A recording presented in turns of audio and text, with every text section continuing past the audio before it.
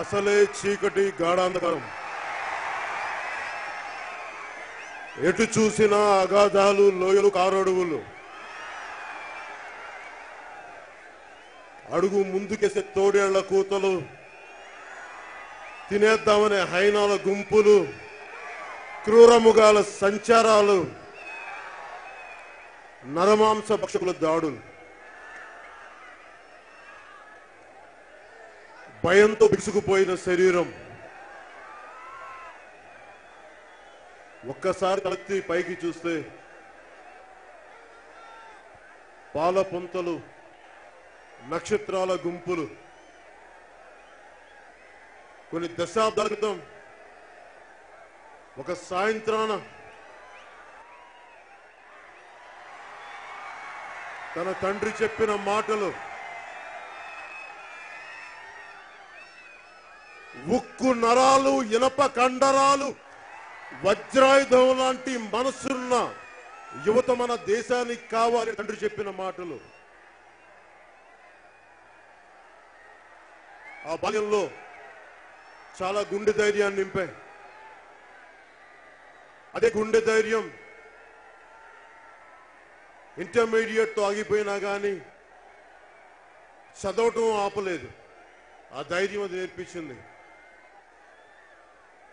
తనను తనని తగ్గించుకోవడం నేర్పించింది.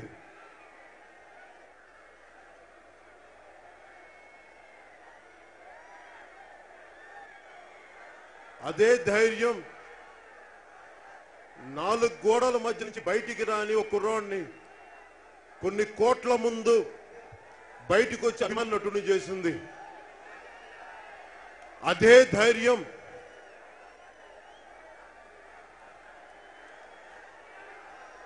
ధైర్యం ప్రతి ఒక్కళ్ళు అనుభవజ్ఞులు, దశాబ్దాల అనుభవం ఉన్న ప్రతి ఒక్కళ్ళు భయపడుతుంటే ఎదిరించి భయపడకుండా ధైర్యంగా 2014 మార్చిలో జనసేన పార్టీని పెట్టించింది.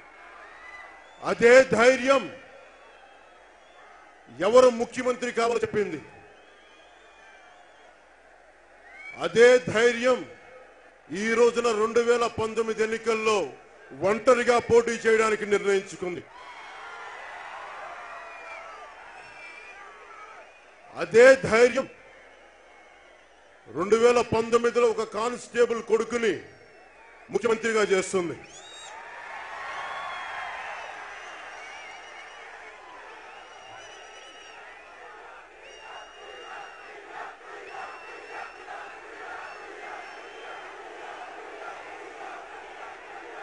ఎందుకు ముఖ్యమంత్రి పదవి, ఈ పదం వాడాలని నాకేం ఆసక్తి కాదు. నాకు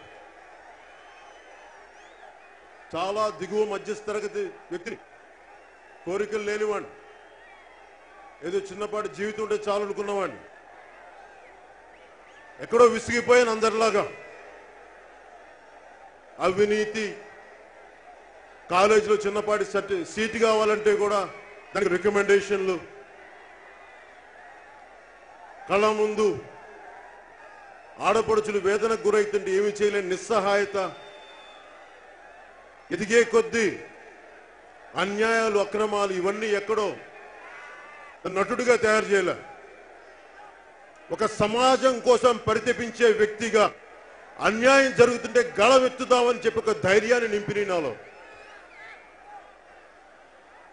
ఇవన్నీ చూసి ఎక్కడో నేను మాట్లాడగలనా ఒక రోజున, అందరిలాగే కూర్చొని ఇంట్లో సుఖాలతోటి తన జీవితం తన స్వార్థం అనుకుంటూ కూర్చొని ఆ వ్యక్తిగా ఉండిపోదామా, అన్యాయం పైన గళమెత్తుదామా అంటే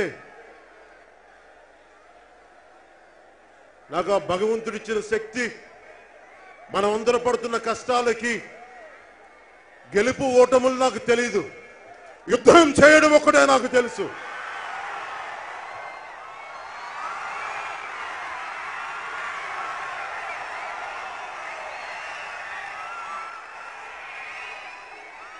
కోరుకుంది కూడా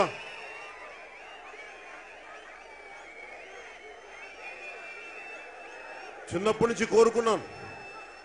మన దేశం పుస్తకాల్లో చెప్పిన దేశానికి, పుస్తకాల్లో చెప్పే విలువలకి, ఆచరణకి చాలా దూరం ఉంది.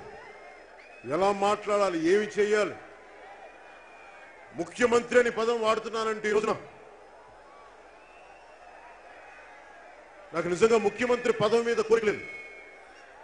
కానీ ప్రజలకి న్యాయం జరగాలి అంటే ముఖ్యమంత్రి పదవి అనేది ఒక బాధ్యతగానే చూస్తాను తప్ప అదేదో నాకు అందరం ఎక్కడానికి నేను ఎప్పుడు ఆలోచించాల. మీరందరూ అనే పవర్ స్టార్ అనే పదవే నాకు ఎక్కలేనప్పుడు ఇంక ముఖ్యమంత్రి అనే పదవి నాకేం ఎక్కుద్ది?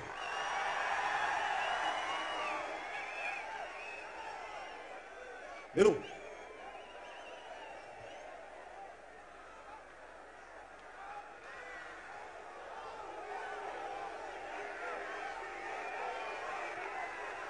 ఎందుకు రావాల్సి వచ్చింది పాలిటిక్స్ కి?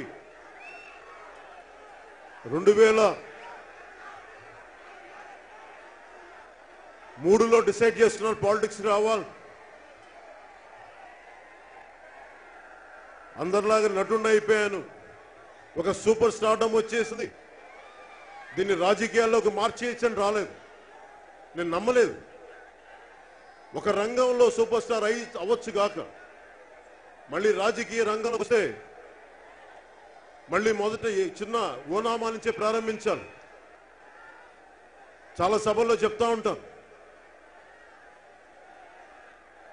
మనం నేర్చుకోవడానికి సిద్ధపడాలి. ఒక టీచర్ ట్రైనింగ్ తీసుకోవాలంటే టీచర్ అవ్వాలని ట్రైనింగ్ తీసుకోవాలి. ఐపీఎస్ కావాలంటే ట్రైనింగ్ తీసుకోవాలి. మన దురదృష్టం ఒక రాజకీయ రంగానికే డబ్బులుంటే చాలు వచ్చి రాజకీయాల్లోకి వచ్చేయచ్చు, ఎంపీలు అయిపోవచ్చు, ఎమ్మెల్యేలు అయిపోవచ్చు అనే దౌర్భాగ్య స్థితికి రాజకీయం వెళ్ళిపోతే ప్రజలకు ఏం న్యాయం జరుగుద్ది? ఇవన్నీ ఆవేదన కలిగించి ఒక పాలసీ ఎప్పుడైనా చిన్నప్పుడు నెల్లూరులో చదువుతున్నప్పుడు నా స్నేహితులు ఒకని, నువ్వు ఆంధ్ర వాడు అని వాడు హైదరాబాద్ వాడు నెల్లూరు నుంచి తెలంగాణలో హైదరాబాద్ చదువుకోవడానికి వెళ్తే నువ్వు ఆంధ్ర వాడు అని చెప్పి కొట్టి పంపించేస్తే ఆ రోజు ఉండిపోయిన భావన కొన్ని దశాబ్దాల తర్వాత కూడా అది రాష్ట్రాన్ని వేరు చేస్తా ఆ భావన. అంటే నేను చాలాసార్లు ఆలోచించే ఎందుకు ఇలా జరిగి ఉంటుందని. నాయకులు వాళ్ళు చేసిన తప్పులకి ప్రజలు ఎవరి మీద కోపాలు చూపిస్తారు? సామాన్యుల మీద కోపం చూపిస్తారు. ఎక్కడో విసిగిపోయి అలసిపోయి చెయ్యని తప్పులకి ప్రజలు బాధలు పడతా ఉంటే, ఎక్కడో అలసిపోయి విసుగు ఒప్పుకోకుండా పారిపోకుండా ఒక సత్యాన్ని ఆవిష్కరింపజేయాలి. రాష్ట్రం విడిపోతున్న సమయంలో అందరూ భయపడే పరిస్థితుల్లో ఆ గుండె ధైర్యమే నన్ను జనసేన పార్టీని పెట్టనిచ్చింది. ఇదే రోజున 2014న హైదరాబాద్లో జనసేన ఆవిర్భావం రోజున పెడుతున్నప్పుడు చాలా మంది ఆ సభలో నేనేదైనా తప్పు మాట్లాడితే నా మీద దాడి చేయడానికి సిద్ధమైన అందరూ. నేను ఒకటే నమ్మాను, నేను అందరూ మంచి కోరుకునేవాడిని, అందరూ బాగుండాలని కోరుకునేవాడిని. ఒక సత్యాన్ని ఆవిష్కరింప చేయడానికి గుండె ధైర్యం కావాలి. ఆ గుండె ధైర్యంతో నమ్మేవాడిని. America in God we trust అంటారు, భారతదేశం ఇన్ ట్రూత్ వి ట్రస్ట్ అంటారు. సత్యమేవ జయతే, అది మన దేశం స్లోగన్. భగవంతుడు జీసస్ గా చూడొచ్చు, అల్లాగా చూడొచ్చు, ఇంకా కృష్ణుడిగా చూడొచ్చేమో కానీ సత్యం మట్టుకు దానికి రూపం లేదు. భారతదేశం తాలూకు గొప్పతనం ఒక సత్యాన్ని చెప్పడం, ఒక సత్యం కోసం నిలబడటం, ఒక సత్యం కోసం చచ్చిపోవడం, ఒక సత్యం కోసం త్యాగం చేయడం. నేను ఆ రోజున 2014లో కండువా, ఒక పార్టీ కండువా వేసుకుంటే ఆశించే ఉన్న సమాజంలో ఏమి ఆశించకుండా టీడీపీకి కానీ భారతీయ జనతా పార్టీకి కానీ అండగా ఉండి నేను ఆశించిందల్లా తెలుగు ప్రజల సుస్థిరత కోసం నిలబడతారు అన్న ప్రయత్నం వారికి సపోర్ట్ చేసేలా చేసింది, వారి ప్రభుత్వాన్ని వచ్చేలా చేసింది. నాకు ఇందులో ఏముంది? నాకు నేను చూడండి, డబ్బు కాదు, నేను సంపాదించని కోట్లు కాదు, నేను వదిలేసుకున్న కోట్లు కాదు. డబ్బు నాకు ఎప్పుడు ఆనందం ఇవ్వాల, పేరు ఆనందం ఇవ్వాల. కానీ ఒక మనిషికి అన్యాయం జరుగుతున్నప్పుడు, బలహీన వర్గాల, బడుగు వర్గాల, మైనారిటీలని చూడలేదు ఎప్పుడు. ఒక మనిషికి అన్యాయం జరుగుతుంటే వర్గీకరించి నేను చూడను, మానవత్వానికి అన్యాయం జరుగుతుంది అనుకుంటాను. అలాంటి పరిస్థితుల్లో పార్టీ పెట్టి